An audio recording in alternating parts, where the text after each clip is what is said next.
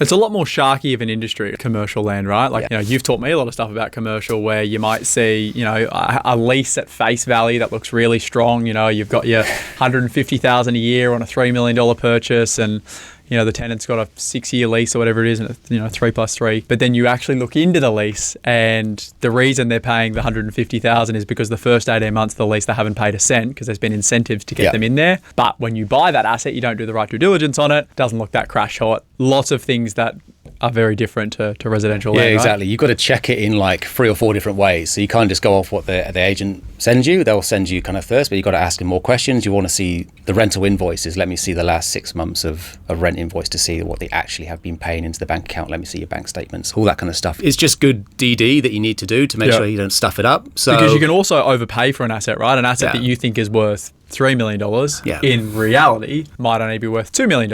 And then you go and buy this asset, you get it valued by a valuer, and all of a sudden it's not worth what you paid for it. Exactly. So commercial land compared to resi, a lot more tricky. And so if you understand commercial, resi is just much more straightforward. Walk in a park, yeah.